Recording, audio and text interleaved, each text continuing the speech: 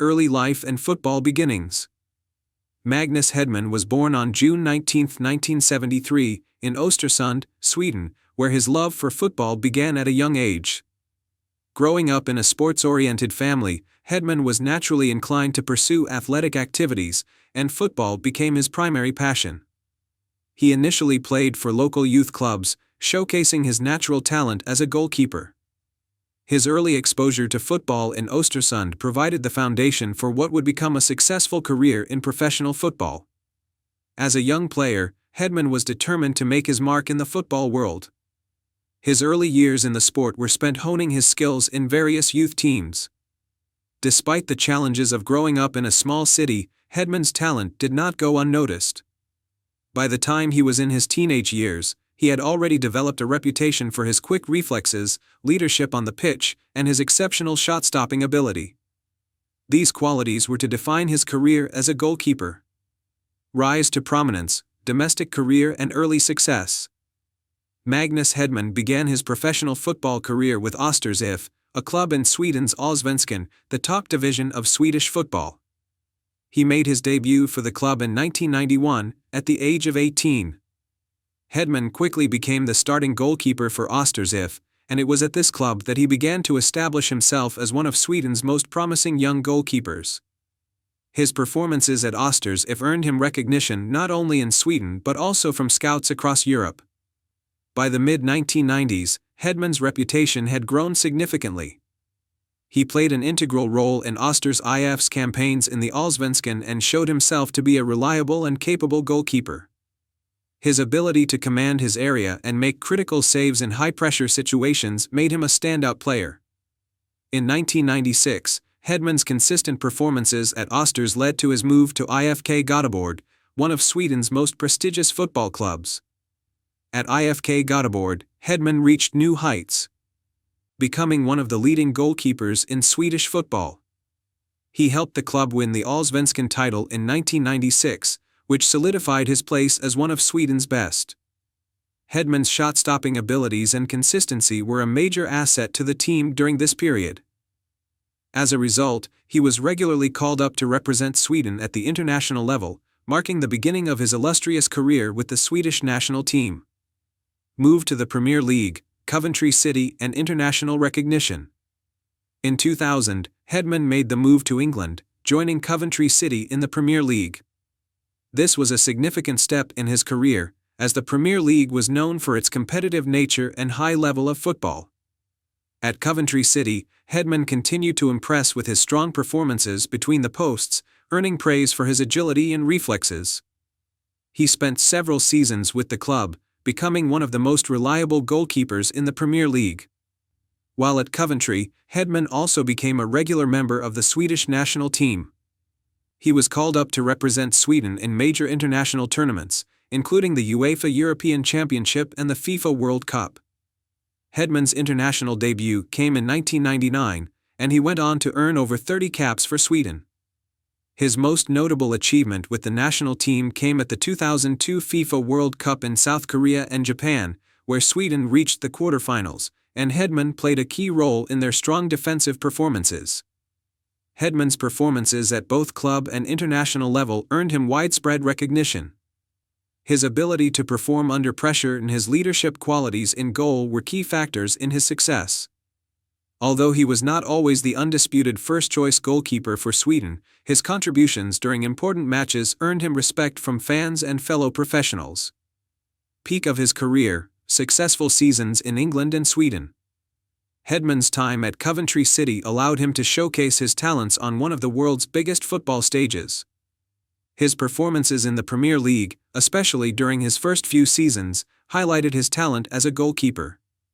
He earned praise for his commanding presence in the box, quick reflexes, and decision-making skills.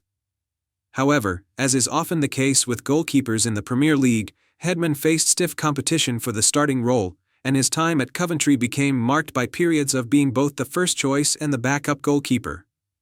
In 2003, Hedman moved to Chelsea, one of the most prestigious football clubs in England, although his opportunities at Stamford Bridge were limited. At Chelsea, Hedman found himself competing for a spot in the team with established goalkeepers such as Petr Cech and Carlo Cudicini. Despite this, his experience and leadership qualities made him a valuable addition to the squad. He remained with the club for a few seasons but did not feature regularly in matches. His role at Chelsea was primarily that of a backup goalkeeper. Hedman's career continued to flourish as he played out the final years of his playing career at AIK, a major club in Sweden. At AIK, Hedman rediscovered his form and became a key figure for the club, leading them in domestic competitions. His time in Sweden marked the closing chapter of his career, and it was here that Hedman decided to retire from professional football. Retirement and post-football career. Magnus Hedman officially retired from professional football in 2011, marking the end of a highly successful career that spanned over 2 decades. After his retirement, Hedman remained involved in the footballing world, taking up various roles. He became a football commentator and pundit for Swedish television, where his expert analysis and insight into the game earned him a following.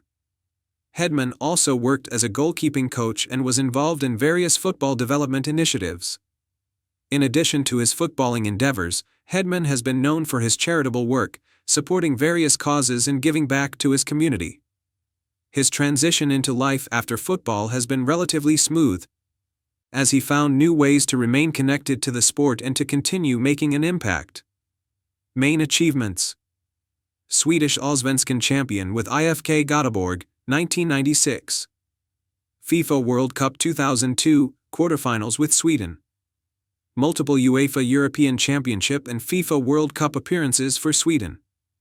Premier League appearances for Coventry City and Chelsea. Notable international performances, particularly during 1999 to 2005. Legacy and influence.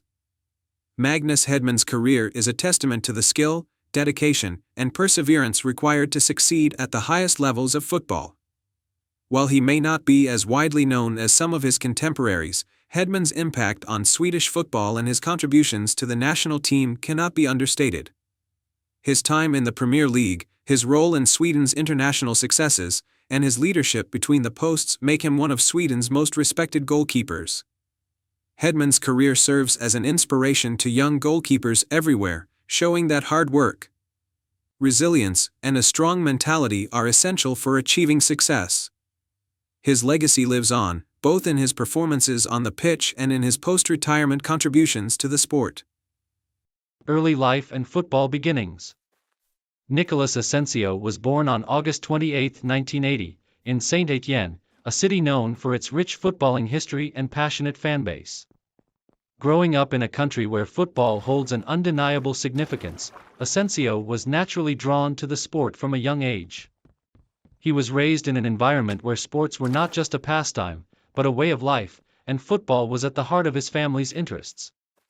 Asensio's early exposure to the game involved playing on the streets and in local parks, where his talent quickly became apparent. His potential was noticed by local scouts, and at the age of 13, he joined the youth academy of AS Saint-Étienne, one of the most prestigious clubs in French football. The club, which boasts a deep history of nurturing homegrown talent, proved to be the perfect environment for Asensio's development. During his formative years at AS Saint-Étienne, he honed his skills as a forward, making a name for himself with his exceptional speed, technical ability, and knack for finding the back of the net. It didn't take long for Asensio to progress through the ranks, and by the time he turned 18, he made his professional debut for the senior team. The transition from youth football to senior football wasn't an easy one, but Asensio's maturity and ability to adapt allowed him to quickly make his mark in the French top flight. The breakthrough at AS Saint-Étienne.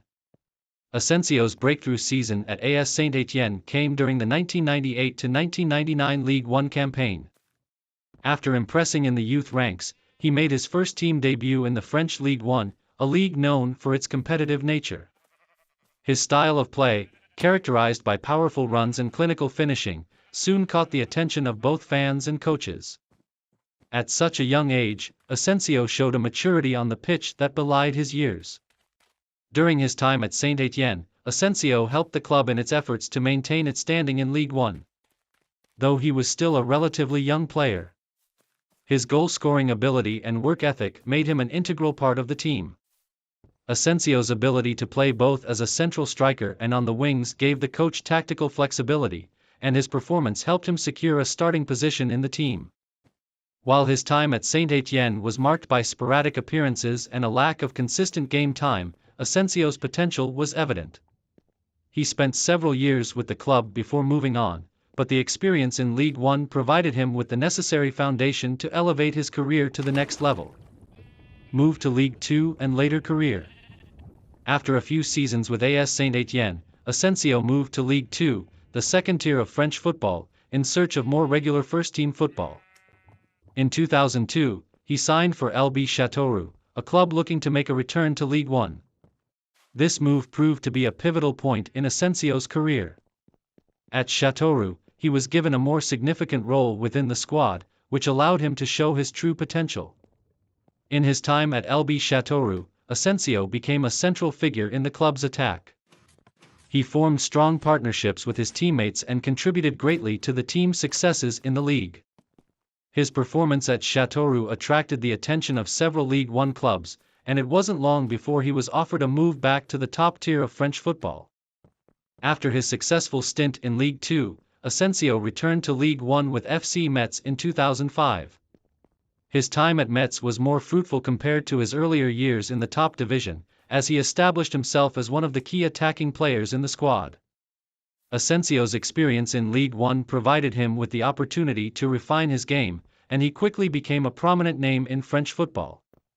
Success in Spain with UD Salamanca and Sporting Gijón. While Asensio's early career was defined by his time in France, the latter part of his playing days saw him move abroad to Spain. In 2007, he signed with UD Salamanca, a team competing in Spain's second tier. Asensio's spell in La Liga 2 was one of the most significant phases of his career, as he became one of the standout players in the division. His performances for Salamanca helped the club remain competitive and provided Asensio with regular game time, allowing him to once again show his attacking prowess. During his time at UD Salamanca, Asensio made a substantial impact on the pitch. He contributed with both goals and assists, and his performances earned him a move to Sporting Gijón in 2009, a club competing in La Liga. At Gijón, Asensio reached the peak of his Spanish career, playing in La Liga for the first time. His time with Sporting Gijón marked a new chapter in his professional life, as he faced the challenge of playing in one of Europe's most competitive leagues. Return to France and later years. After his spell in Spain, Asensio returned to France to continue his career. He joined Nîmes Olympique in 2012, a club competing in Ligue 2. His move back to France allowed him to finish his career on a high note, as he continued to contribute to the success of his new team. Though his pace and physicality had diminished with age, Asensio's experience and footballing intelligence made him a key leader both on and off the pitch. Asensio retired from professional football in 2014, having played in France, Spain, and various lower league clubs over the course of his career. He left the game with a reputation as a hard-working, versatile attacker who had made significant contributions to every team he played for. His career was marked by his consistency, his adaptability in different leagues, and his ability to remain relevant in competitive football despite facing various challenges throughout his career. Legacy and influence. While Raoul Guérin may not have enjoyed the same level of fame or success as some of his more celebrated contemporaries, he carved out a respectable career for himself and left a lasting impact on every club he represented. His career can be described as one that was marked by perseverance, versatility, and the kind of quiet professionalism that many football fans, especially those in Ecuador, will always remember. Guérin was not just a player with flair and pace, but also one who possessed a strong footballing mind. His contributions to the Ecuador national team were significant during the 2000s, and he remains one of the notable names of Ecuador's rise on the international stage. For many fans of LDU Quito, the club where he spent some of his best years, Guérin's name will always be associated with the club's successes in the domestic league and in international competitions. Even though his professional footballing career is over, Guérin's influence remains within the Ecuadorian footballing community. He continues to be an ambassador for the sport in his home country and remains a respected figure among football fans. As of today, Raúl Guerin can be found involved in youth development and coaching initiatives in Ecuador, passing on his wealth of knowledge and experience to the next generation of players. His career may not have reached the heights of some of the global footballing superstars, but his contributions to Ecuadorian football and his journey through both domestic and international football remain an inspiration for young players looking to follow in his footsteps. Early life and football beginnings. Glenn de Boeck was born on October 18, 1971, in Eeklo, a town in the Flanders region of Belgium. Growing up in a football-loving country, de Boeck was drawn to the sport from an early age. His passion for football was nurtured in the local streets and parks, where he first showed his skills as a natural defender. It wasn't long before he joined local youth teams, where his disciplined approach and leadership on the field began to catch the attention of scouts. From the beginning of his career, it was clear that de Boeck had the physical attributes, intelligence, and tenacity to succeed as a professional footballer. His solid build, standing at 1.85 meters, 6 feet 1 inch, made him a commanding presence in defense, while his calmness and composure under pressure set him apart from many of his peers. De Boeck's early years in the youth systems of local clubs laid the foundation for what would become a distinguished football career. Professional beginnings at Kilovolt. Oostende. De Boeck's professional career began in 1990, when he made his debut for Kilovolt Oostende, a club located in the coastal town of Oostende. While the club was not one of the top teams in Belgium at the time, de Boeck's talent did not go unnoticed. In his early years at Oostende, he played regularly as a central defender, earning a reputation as a tough, no-nonsense player who was always ready to battle for his team. Though Oostende played in the lower tiers of Belgian football during de Boeck's time there, his performances stood out, and it became clear that the young defender had the potential to play at a higher level. His time at Oostende was marked by solid performances, where he gained crucial experience in Belgium's top division. The club's defensive setup benefited greatly from his leadership and discipline, with de Boeck emerging as one of the standout players. Move to KRC Genk, national recognition.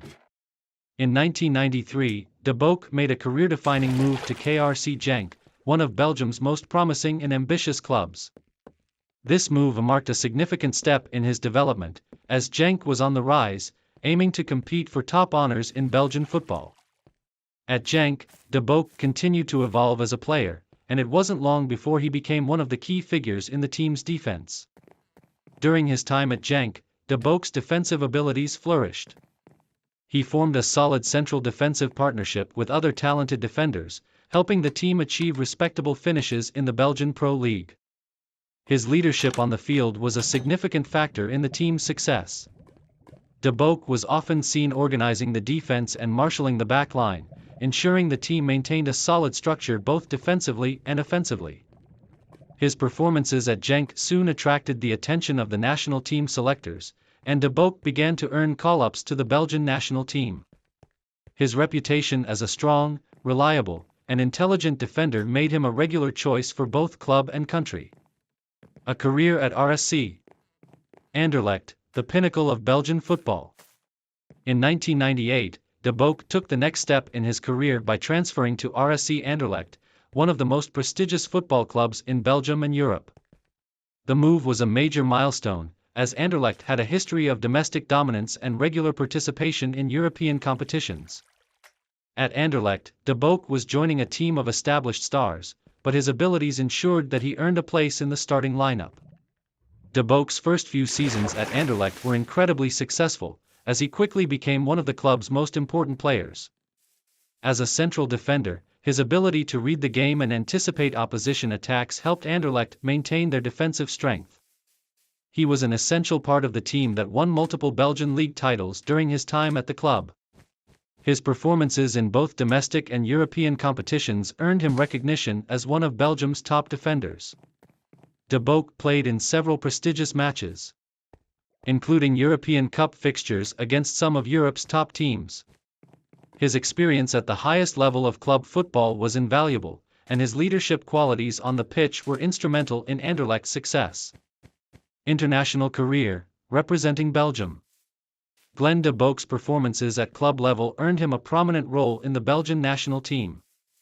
He made his international debut in 1996 and went on to earn 40 caps for his country. De Bock represented Belgium in major international tournaments, including the UEFA European Championship and FIFA World Cup qualifiers.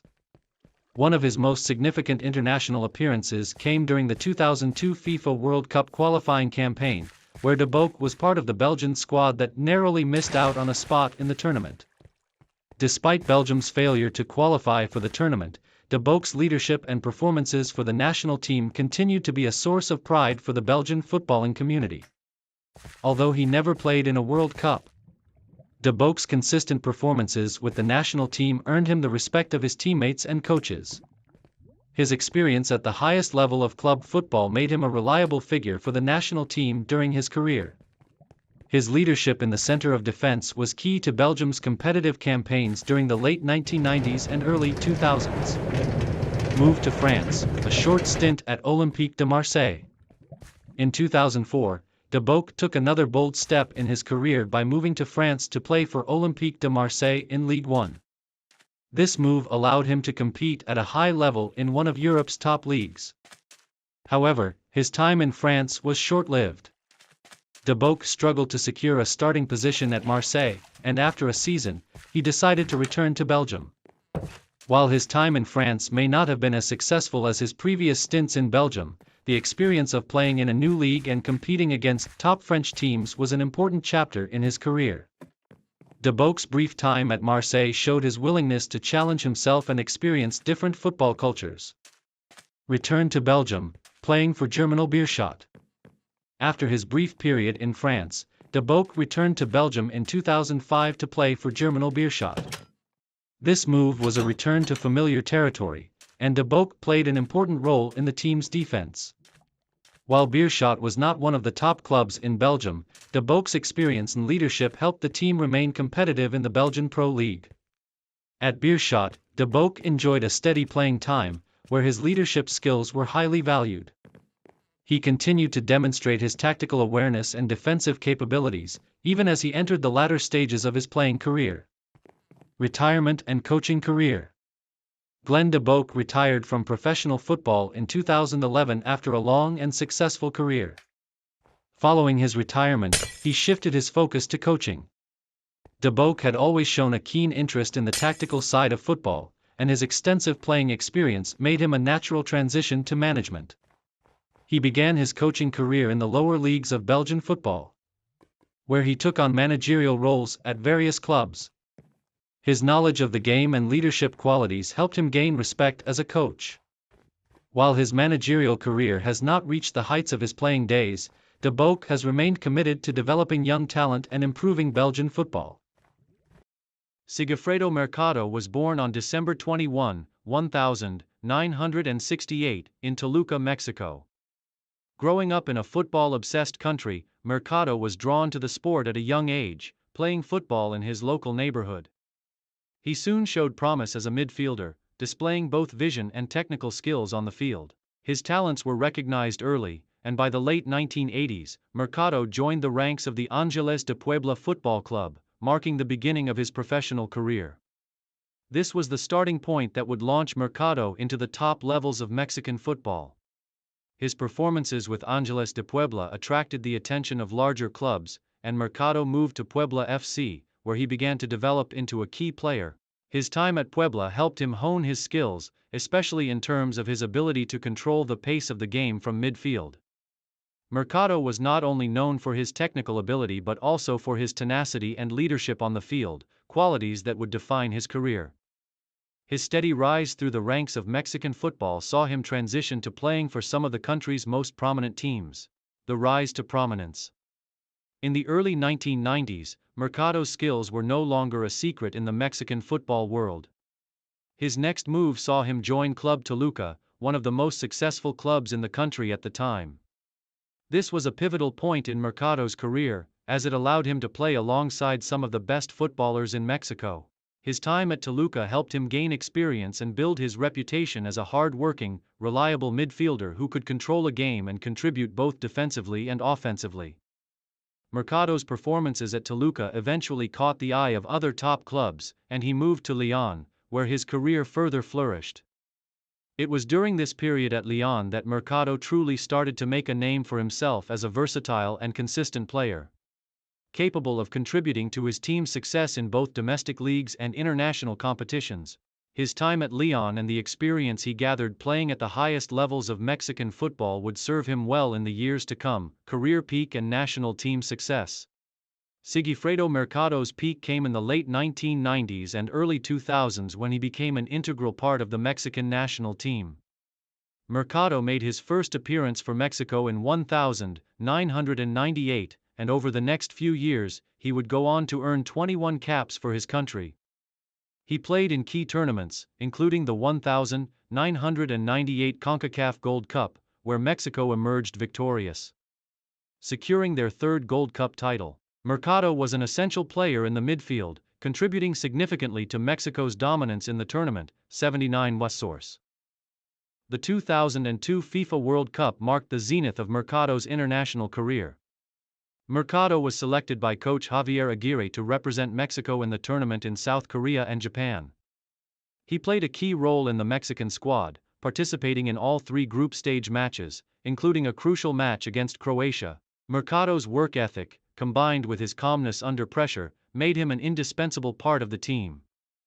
The 2002 World Cup remains one of the defining moments of Mercado's career, as he helped Mexico reach the round of 16 before being eliminated by the United States.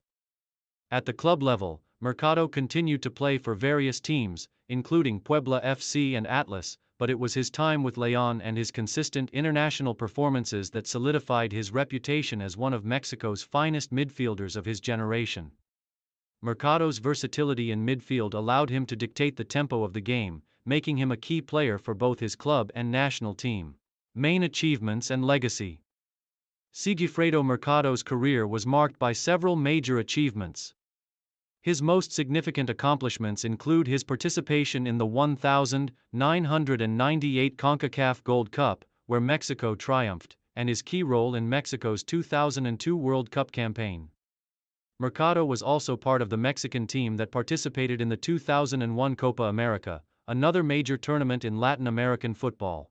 Despite not winning the tournament, Mercado's performances in these competitions were crucial to Mexico's success and helped establish his reputation as a reliable and capable midfielder. 79 Plus Source. At the club level, Mercado's achievements were equally impressive. He won multiple domestic titles with clubs such as León and Toluca. Mercado's ability to contribute to his team's success both offensively and defensively made him an invaluable asset throughout his career. His leadership, hard work, and consistency on the field earned him respect from teammates, coaches, and fans alike. His career at León, in particular, stands out, as it was during his time with the club that Mercado truly became a household name in Mexican football. The last years of his football career.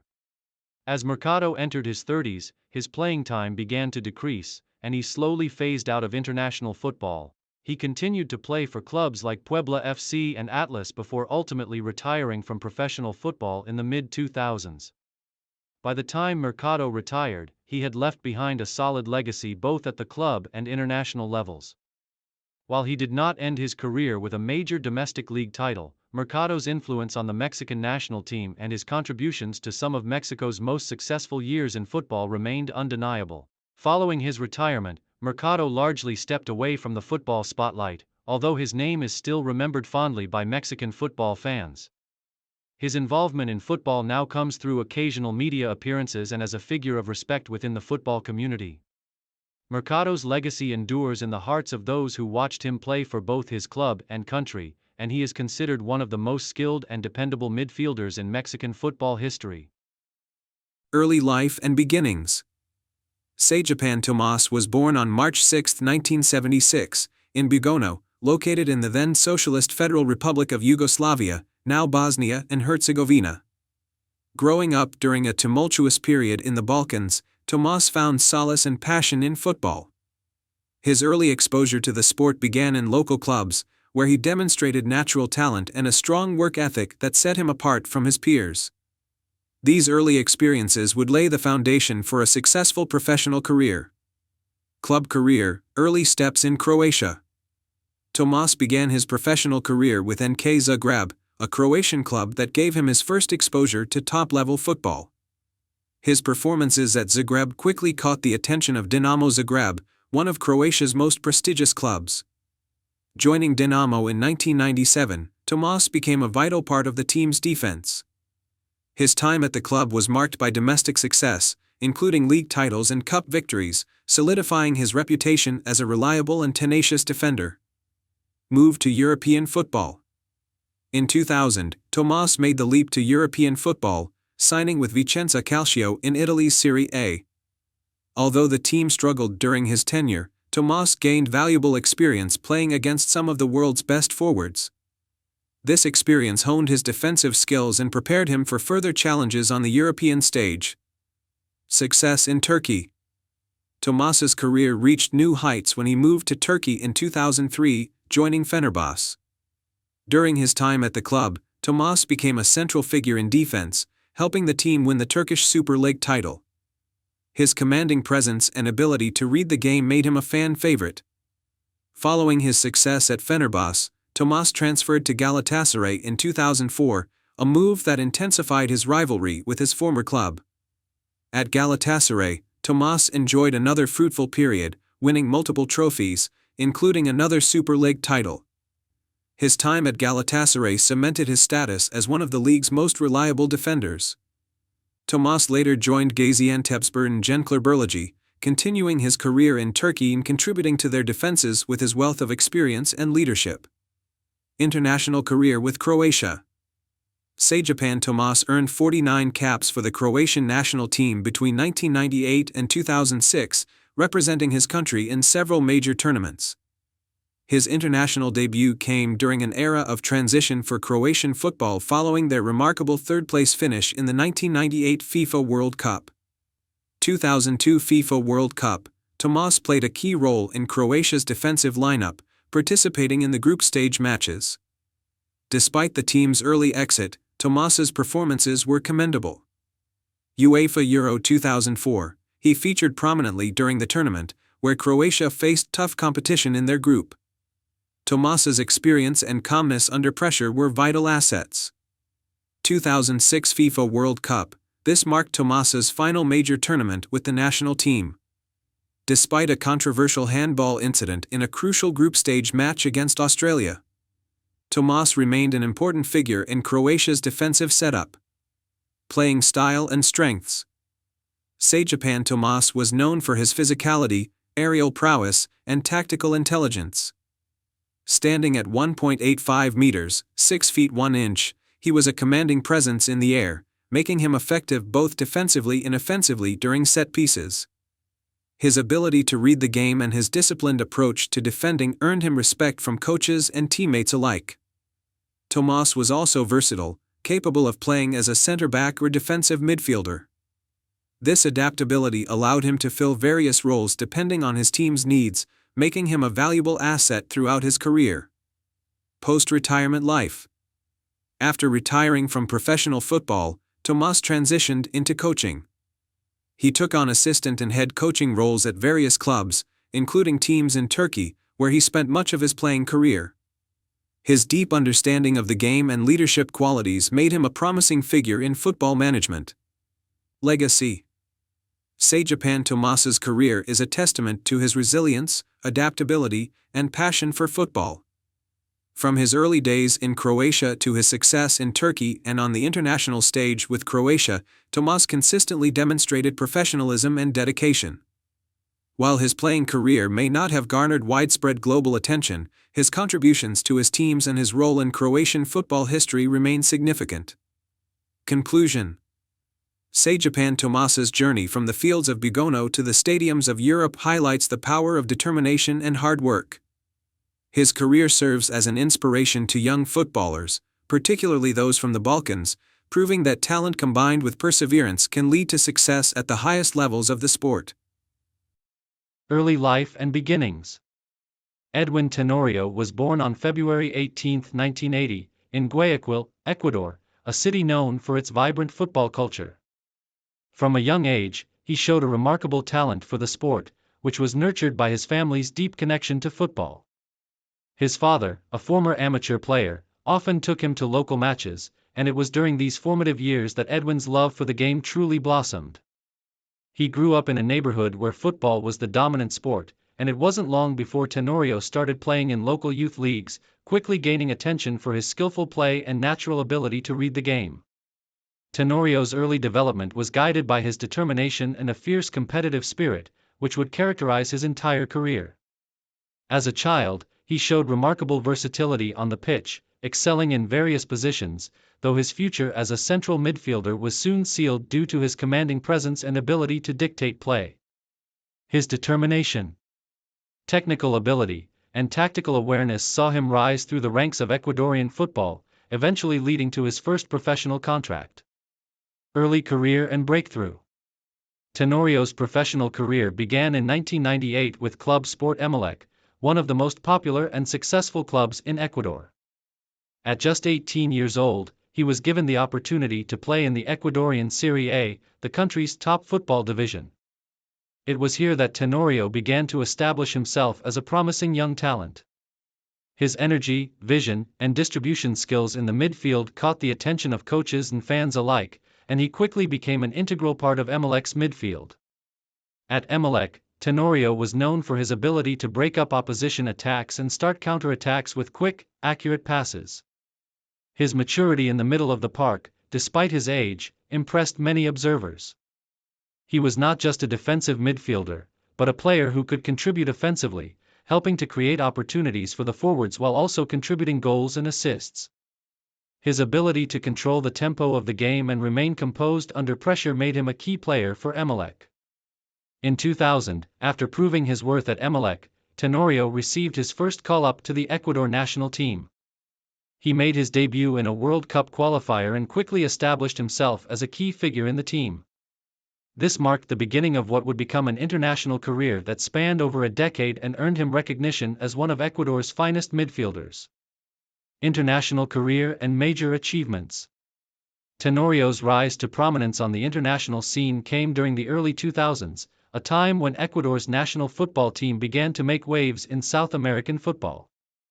After several years of hard work and consistent performances with Emelec, Tenorio played a pivotal role in Ecuador's qualification for the 2002 FIFA World Cup, their first ever appearance at a World Cup tournament. He was instrumental in the team's midfield, playing in all of the qualifying matches and helping Ecuador secure a place in the competition. Although Ecuador was eliminated in the group stage of the 2002 World Cup, Tenorio's performance in the qualifiers had already made a significant impact. His combative nature and tactical intelligence were evident in the way he anchored the midfield, helping Ecuador maintain balance between defense and attack. Tenorio's tireless work ethic and ability to recover possession made him a standout player for the national team. In the 2006 FIFA World Cup in Germany, Tenorio again played an important role in Ecuador's success, which saw them reach the round of 16. This tournament marked the peak of Ecuador's footballing success on the world stage, and Tenorio was a key figure in their midfield, working tirelessly to break up opposition plays while also linking up with his attacking teammates.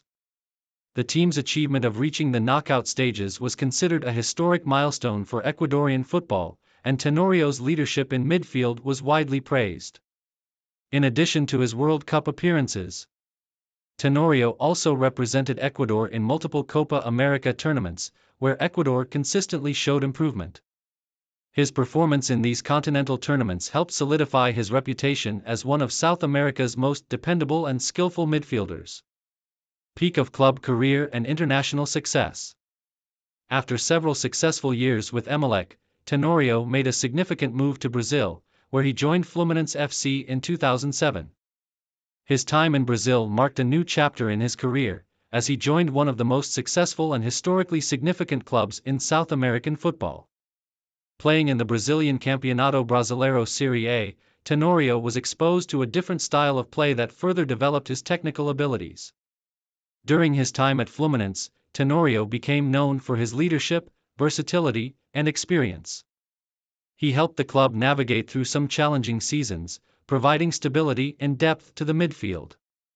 Despite his initial struggles to adapt to the Brazilian game, Tenorio eventually became a key player for Fluminense, contributing to the team's success in domestic and international competitions.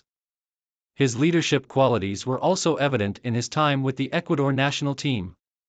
By this point in his career, Tenorio was one of the most experienced players on the team, and his influence in the locker room and on the pitch was invaluable. He was a consistent performer for the national team, often captaining Ecuador in their international fixtures. In 2010, Tenorio moved back to Ecuador, where he joined Club Deportivo El Nacional, one of the country's most successful and historically significant clubs. Although his time with El Nacional was shorter, it provided him with an opportunity to help develop younger players and pass on his vast experience. He was a mentor to the club's young midfielders, and his leadership continued to be felt both on and off the pitch. Later career and retirement. As Tenorio moved into his 30s, his role on the pitch began to change. While still a key figure for his club and national team, he began to focus more on a deeper, controlling role in midfield, where his passing range and game intelligence could continue to shine.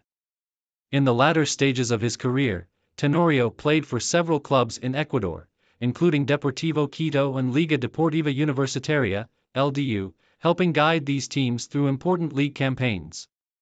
Tenorio officially retired from professional football in 2015, after more than a decade of international and domestic success.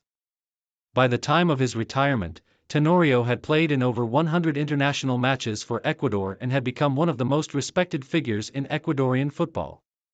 His retirement marked the end of an era for the national team, as he was one of the last remaining players from Ecuador's golden generation of the early 2000s. Early life and youth career. Robert Jarni was born on October 26, 1968, in Kakovac, Croatia, then part of Yugoslavia. Growing up in the picturesque Međimurje region, Jarni displayed a love for football from an early age. His athleticism and natural ability stood out among his peers, and he soon joined the youth ranks of NK Kakovac, a local club that nurtured his early development. Jarni's football journey took a significant step forward when he moved to Hajduk Split, one of Croatia's premier clubs. His time at Hajduk's renowned youth academy was instrumental in shaping his career. Known for his speed, technical prowess, and versatility, Jarni excelled in various positions but particularly thrived as a left-sided player, both in defense and midfield. Club career beginnings with Hajduk Split. Jarni made his professional debut for Hajduk Split in 1986, at the age of 18. It was immediately clear that he was destined for great things. During his time at the club, he played as a dynamic left-back and occasionally as a left midfielder. His overlapping runs, pinpoint crosses, and defensive reliability quickly earned him a reputation as one of Yugoslavia's brightest young talents. With Hajduk Split, Jarni won the Yugoslav Cup in 1987, showcasing his ability to perform in high-pressure situations. Over the next few seasons, he became a key player for the club, amassing 128 appearances and scoring 17 goals in league competitions. His performances at Hajduk drew the attention of top European clubs, and it wasn't long before he moved abroad. European adventures, Bari, Torino, and Juventus. In 1991, Jarni signed with AS Bari in Italy's Serie A, marking the start of his European club career. At Bari, he adapted to the challenges of playing in one of the most competitive leagues in the world. Despite Bari's struggles as a team, Jarni's performances were exceptional, and he quickly became known for his attacking contributions from defense. His impressive displays earned him a transfer to Torino in 1992. At Torino, Jarni was part of a squad that competed in the top half of Serie A. He played a key role in Torino's tactical setup, blending defensive solidity with his trademark marauding runs down the left flank. During his time at the club, Jarni helped Torino reach the Coppa Italia final in 1993. In 1994, Jarni achieved a career milestone by signing with Juventus, one of Italy's biggest clubs. Though his time at Juventus was brief, it was a testament to his standing as one of the best left-backs in Europe. He contributed to Juventus' successful campaign in Serie A and played alongside some of the game's greatest players. Peak years in Spain, Real Betis and Real Madrid. Jarni's next chapter took him to Spain, where he joined Real Betis in 1995. His move to La Liga proved to be a perfect fit for his playing style. At Betis, Jarni was given the freedom to express himself offensively, often operating as a wingback or wide midfielder. His incredible stamina, precise crossing, and ability to score goals made him a fan favorite. He played a pivotal role in Betis' rise during the mid-1990s, helping the team secure top finishes in La Liga. In 1998, Jarni signed with Real Madrid, one of the most prestigious clubs in the world. Although his time at Real Madrid was short-lived, it was a crowning moment in his career. He contributed to the team's success in domestic and European competitions, adding depth to a squad filled with superstars. Final club years and retirement. After his stint with Real Madrid, Jarni moved to Las Palmas in 1999, where he played for 2 seasons. Despite being in the latter stages of his career, Jarni remained a consistent performer, using his experience and tactical intelligence to help Las Palmas in their campaigns. Jarni retired from professional football in 2002, bringing an end to a distinguished club career that spanned over 16 years. Throughout his journey, he played in some of Europe's top leagues, earning respect and admiration for his contributions on and off the field. International career. Robert Jarni's international career was equally remarkable. He made his debut for the Yugoslavia national team in 1990 and played in the 1990 FIFA World Cup. However, following Croatia's independence, Jarni became a key player for the newly formed Croatian national team in the mid-1990s. Jarni was an integral part of Croatia's legendary squad that achieved 3rd place in the 1998 FIFA World Cup in France. Playing as a left wing-back, he was instrumental in Croatia's success, combining defensive solidity with offensive flair. His stunning goal against Germany in the quarterfinals remains one of the most iconic moments in Croatian football history. Jarni earned 81 caps for Croatia, scoring 1 goal. His leadership, consistency, and professionalism made him a cornerstone of the team during its golden era. Coaching career. After retiring as a player, Jarni transitioned into coaching. He began by managing youth teams and lower division clubs in Croatia, sharing his wealth of experience with aspiring players. Jarni also had stints as the head coach of Croatia's U19 national team and other professional clubs, demonstrating his passion for developing young talent. Although his coaching career has not reached the heights of his playing days, Jarni remains a respected figure in Croatian football circles. His dedication to the sport continues to inspire the next generation of players. Legacy. Robert Jarni is remembered as one of the greatest Croatian footballers of all time. His blend of skill, athleticism, and tactical intelligence set him apart as a player. Jarni's contributions to the Croatian national team during its golden era, particularly in the 1998 World Cup, cemented his place in football history. Beyond his achievements on the pitch, Jarni is celebrated for his professionalism, humility, and commitment to the game. His journey from a small town in Croatia to the heights of European football serves as an inspiration to aspiring players worldwide. Conclusion. Robert Jarni's career is a testament to the power of talent, hard work, and perseverance. From his early days at Hajduk Split to his adventures across Europe and his heroics for the Croatian national team, Jarni left an indelible mark on football. Today, he continues to contribute to the sport, ensuring his legacy lives on for generations to come. Early life and beginnings. Marco Materazzi was born on August 19, 1973, in the coastal city of Lecce, Italy. Raised in a family that wasn't particularly involved in football, Materazzi's passion for the sport began at an early age. Growing up in southern Italy, he played the game from his childhood, initially starting at a local club, Lecce, where his defensive skills began to take shape. A strong and tall player, Materazzi's athleticism quickly caught the attention of scouts and coaches. At the age of 16, Materazzi joined the Lecce youth team, making his professional debut with the club in 1992. He spent several years in Lecce's first team, where he honed his defensive abilities and developed his reputation as a no-nonsense center-back. His performances were strong, but Lecce was a smaller club, and it wasn't long before larger Serie A clubs took notice of his potential. Early club career, the leap to Serie A. In 1996, Materazzi made the move to Perugia, a club with greater ambitions and a competitive place in Serie A. At Perugia, he developed further as a player, earning a reputation as one of the league's toughest defenders. His time at the club allowed him to showcase his aerial ability, strength in tackles, and an ability to read the game, attributes that would define his career. Materazzi's performances were consistent and earned him a call-up to the Italian national team for the first time in 1998. While his international debut came during Italy's ill-fated 1998 World Cup campaign, the defender had already made an impression on the footballing world with his physical style of play and commitment to his craft.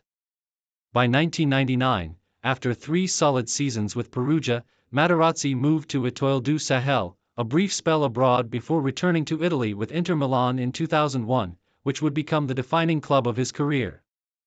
Joining Inter Milan, the peak of Materazzi's career.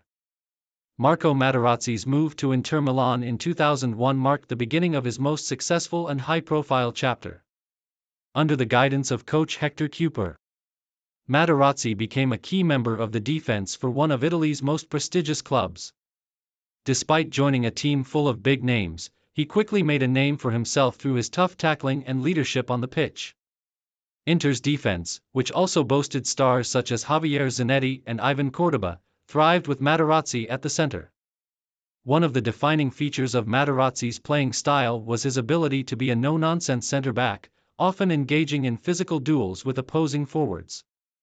While he was known for his tough style, he was also a reliable player with the ability to score goals, particularly from set pieces. He scored numerous headers during his career, making him a dual threat for both defense and attack.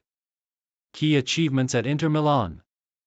Materazzi's tenure at Inter Milan was a period of success both for him personally and for the club.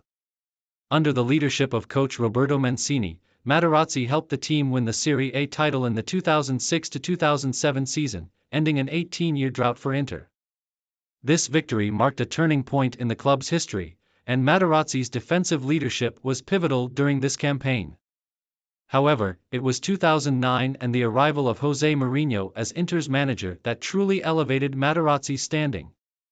Under Mourinho, Inter achieved significant success, including winning back-to-back Serie A titles in the 2007-2008 and 2008-2009 seasons, while Materazzi's role as a central figure in defense was central to their dominance. The pinnacle of his career came in 2010, when Inter won the treble, comprising the Serie A, the Coppa Italia, and the UEFA Champions League. Materazzi played a key part in their Champions League victory, which capped off a historic season. Although he did not play in the final against Bayern Munich, his presence and leadership on the field were crucial during the earlier stages of the competition. Materazzi's role as a veteran center-back was integral to Inter's deep run into the tournament, and his experience helped shape a well-rounded defense. International career, World Cup glory. Marco Materazzi's international career is perhaps best known for his involvement in the 2006 FIFA World Cup, a tournament that saw him play a pivotal role in Italy's successful campaign. He was called up as part of Marcello Lippi's squad for the tournament, where Italy was one of the favorites to win. Materazzi was initially not expected to start for Italy, but following an injury to Alessandro Nesta, he became a central figure in the Azzurri defense. Throughout the tournament, Materazzi's defensive performances were solid, and he even scored a vital goal in the final against France. In one of the most memorable moments of the World Cup, he headed in the equalizing goal in the 2006 World Cup final after Zinedine Zidane had given France an early lead with a penalty. The match would go into extra time, and after a dramatic few minutes, the game ended in a penalty shootout, which Italy won 5-3, giving them their 4th World Cup title. However, Materazzi's World Cup legacy would forever be linked to a famous incident in the final, where French captain Zidane headbutted him in response to an alleged insult. Despite this, Materazzi was unrepentant, claiming that he had said nothing to provoke Zidane. The incident became one of the defining moments of the final and, by extension, the tournament. The 2006 World Cup victory cemented Materazzi's status as a national hero, and his place in Italian football history was firmly secured. He retired from international football after the tournament but had contributed greatly to Italy's triumph in one of the most significant World Cup campaigns of all time. Final years and retirement. After his triumphant 2010 season, Marco Materazzi's career began to wind down, and he eventually announced his retirement from professional football in 2014. His final years at Inter Milan saw him transition to a more limited role as a backup player, though he still played in important matches during Inter's campaigns. Although his playing time decreased in the latter stages of his career, Materazzi remained an influential figure in the dressing room, often acting as a mentor to younger defenders. He retired having won numerous honors, including 4 Serie A titles, 4 Coppa Italia titles, and a Champions League title. His influence on the pitch, particularly in Italy's World Cup victory, ensured that his legacy as one of the finest defenders of his generation would endure. Post-retirement and legacy. After his retirement, Marco Materazzi transitioned into coaching and football commentary. He has occasionally worked as an analyst for Italian television networks, offering insights into the game with his vast knowledge of football tactics and strategy. Materazzi's passion for the sport has not waned since his playing days, and he has continued to be involved in football in various capacities. In addition to his post-playing career, Materazzi has also taken part in charity work and established his own academy to help nurture young football talent. His long-standing connection with Inter Milan remains strong, and he has made appearances at Inter's home games as a part of special events for fans and alumni. Early life and career beginnings. Francesco Totti, born on September 27, 1976, in Rome, Italy, is widely regarded as one of the greatest footballers to ever play the game, particularly known for his loyalty to Roma. Growing up in the heart of the Italian capital, Totti's love for football was nurtured from an early age. His talent became evident in his youth years, where he started playing for local club Fortitudo when he was just 6 years old. His early promise in youth football soon led him to the AS Roma Academy, a decision that would define his career. Totti's talent on the pitch was undeniable. As a child, he played as a striker, demonstrating an innate goal-scoring ability. His quick feet, vision, and ability to read the game earned him a reputation as a natural leader. By the age of 13, he was already showing signs of the remarkable skill set that would later become synonymous with his name. Professional debut and rise to prominence. In 1992, Totti made his first appearance for AS Roma's senior team at the age of 16, under the management of then-coach Carlo Mazzone. Despite his youth, Totti quickly proved himself capable of competing at the top level. His debut came in a Serie A match against Brescia, a milestone that marked the beginning of his illustrious career with the club. In the following years, Totti's role within Roma began to solidify. By the age of 18, he was a regular starter for the team and started to showcase his immense potential. His playing style evolved, and Totti transitioned from a forward into the role of an attacking midfielder, where he would spend most of his career, creating chances and dictating the tempo of the game. His versatility allowed him to operate in various attacking positions, from deep-lying playmaker to a more advanced attacking role. Totti's early years were marked by impressive performances in both domestic and international competitions. He quickly established himself as one of Italy's brightest talents, with his skillful dribbling, precise passing, and natural leadership on the pitch earning him comparisons to Italy's greats. His ability to score stunning goals, including a penchant for free kicks and long-range shots, made him one of the most exciting players in Europe. Career peak and major achievements. Totti's peak years came during the late 1990s and early 2000s, a period in which he led Roma to some of their most successful seasons. In the 2000-2001 Serie A season, Totti was instrumental in Roma winning their third league title in the club's history. Totti's performances that season were extraordinary, and his leadership on and off the pitch made him the undisputed captain of the team. Throughout his career, Totti won numerous individual accolades and was consistently ranked among the best footballers in the world. He was named Serie A Footballer of the Year in 2000 and 2003, and his outstanding performances earned him a spot in the 2006 FIFA World Cup winning squad. While Italy was victorious in the tournament, Totti was not as influential as he had been in previous years, but his contribution to the team and his leadership on the field were pivotal in their success. Totti's role as captain of Roma made him a symbol of loyalty and commitment in modern football. He led the team through highs and lows, winning the Coppa Italia and several other trophies along the way. Despite offers from some of Europe's most prestigious clubs, including Real Madrid and Juventus, Totti chose to remain at Roma, and his loyalty to the club made him a living legend in Rome. One of the most defining aspects of Totti's career was his love for the game and his resilience. He was known for playing through pain and refusing to leave the field during crucial matches. His bond with the city of Rome and its fans created a unique connection that would last throughout his entire playing career. International career and legacy. Totti's international career with Italy spanned over a decade, with his first cap coming in 1998. He played a vital role in the 2000 UEFA European Championship, where Italy reached the final, but he was sent off in the final against France. However, it was during the 2006 FIFA World Cup that Totti achieved his ultimate international success.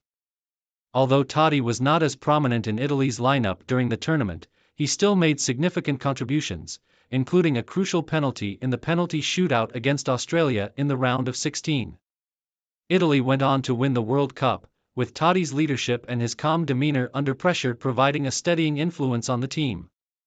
Totti's international career ended after the World Cup win, and he retired from the Italian national team. His international legacy was marked by his occasional match-winning performances, his leadership, and his influence on the field.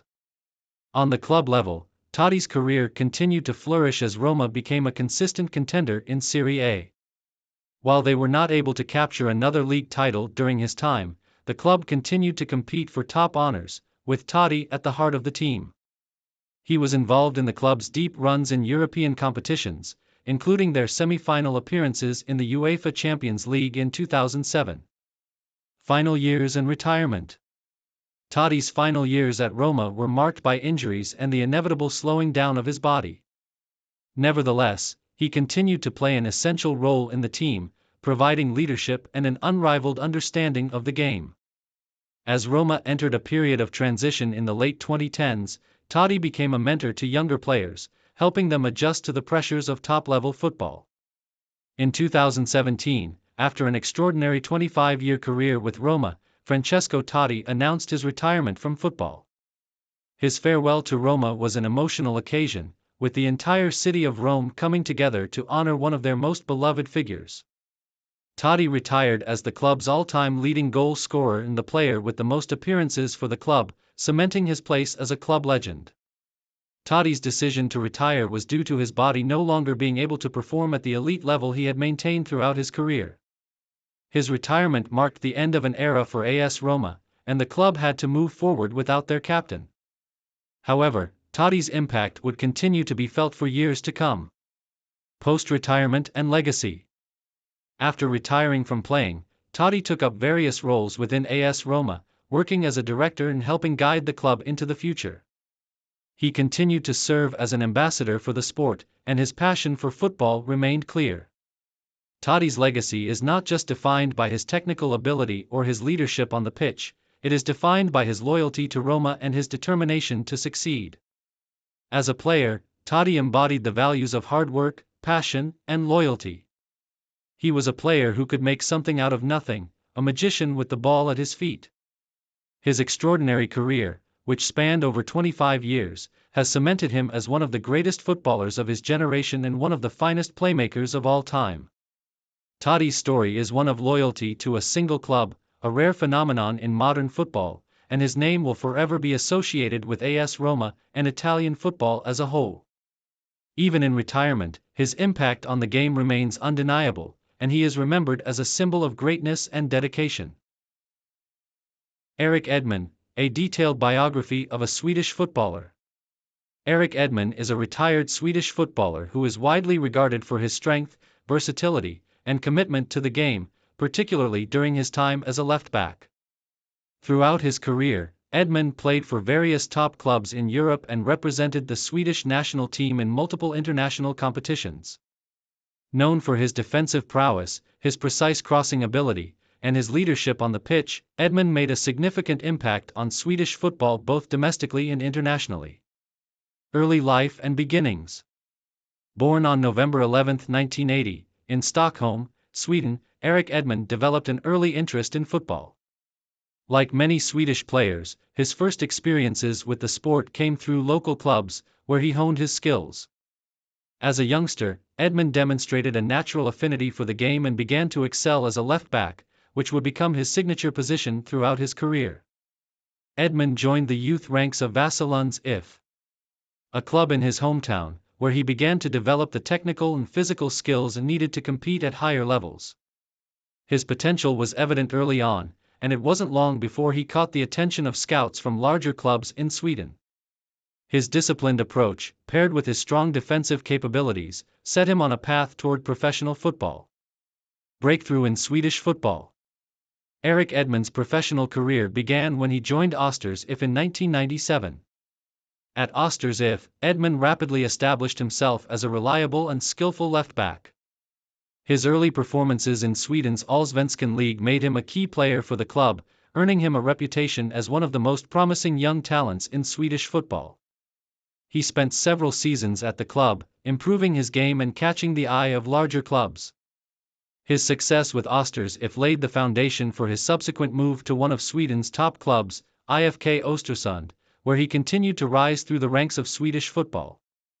His ability to defend, while also contributing to the attack with precise crosses and offensive runs, set him apart as a complete player capable of excelling in various tactical systems.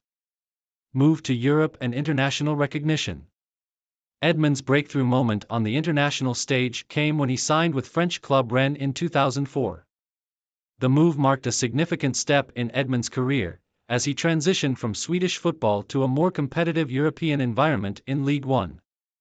Playing for Rennes, Edman quickly earned a reputation as one of the best left-backs in the French league due to his solid defensive performances and his ability to join the attack with well-timed overlapping runs. His move to France was also a springboard to international recognition. In 2005, Edman was called up to represent Sweden at the 2006 FIFA World Cup in Germany, where he played a vital role in the team's campaign. His steady defensive displays, along with his contributions going forward, were crucial for the Swedish side as they advanced to the knockout stages. Edman's World Cup appearances helped elevate his profile in European football and further solidified his standing as one of Sweden's top defensive talents. Career peak, playing for major European clubs. After his successful World Cup showing in 2006, Edman attracted interest from larger clubs across Europe, and his next career move took him to Tottenham Hotspur in England. Joining the Premier League club was a significant step for Edman, as he had the opportunity to compete in one of the most competitive football leagues in the world. At Tottenham, Edman continued to impress with his solid defensive abilities and work ethic, quickly establishing himself as a reliable figure on the left side of defense.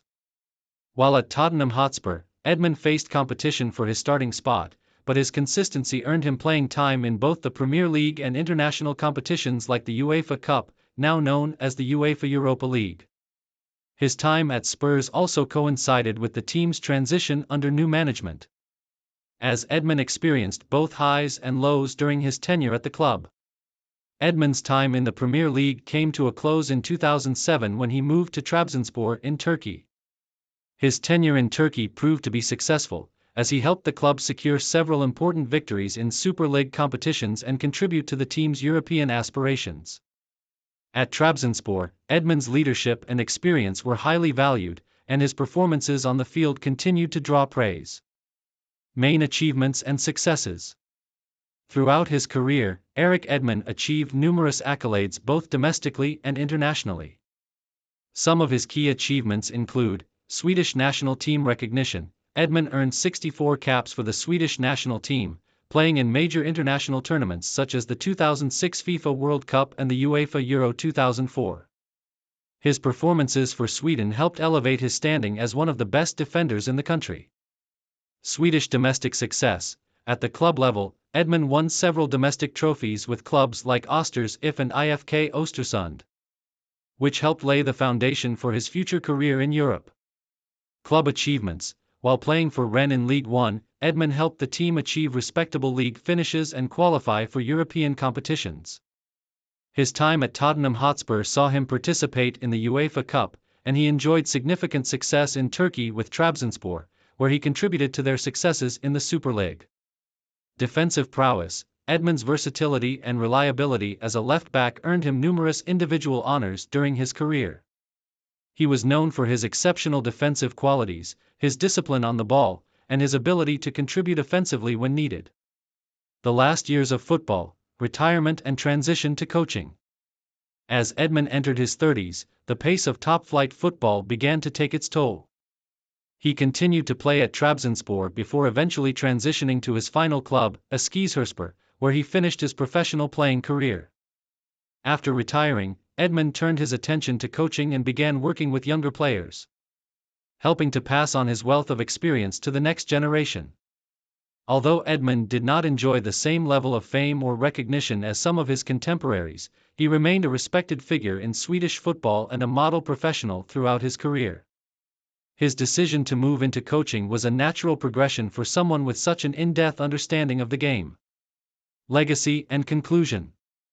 Erik Edmund's footballing legacy is one of consistency, professionalism, and adaptability. While he may not have played for the largest clubs or won major international tournaments, his solid performances for clubs like Tottenham Hotspur, Rennes, and Trabzonspor have ensured that he is remembered as one of Sweden's most reliable left-backs. Edmund's versatility in defense, ability to contribute going forward, and leadership on the pitch allowed him to have a lasting impact both domestically and internationally. After his retirement from professional football, Edmund's involvement in coaching has kept him connected to the game, and he continues to influence Swedish football. For many, Edmund's commitment to his craft, his consistency on the field, and his professionalism off it are what define his career. Today, he is regarded as one of the top Swedish fullbacks of his generation, and his legacy in the football world remains intact. In conclusion, Erik Edmund's career is a testament to hard work, dedication, and the pursuit of excellence. His influence on Swedish football, as well as his success in Europe, has left an indelible mark on the sport.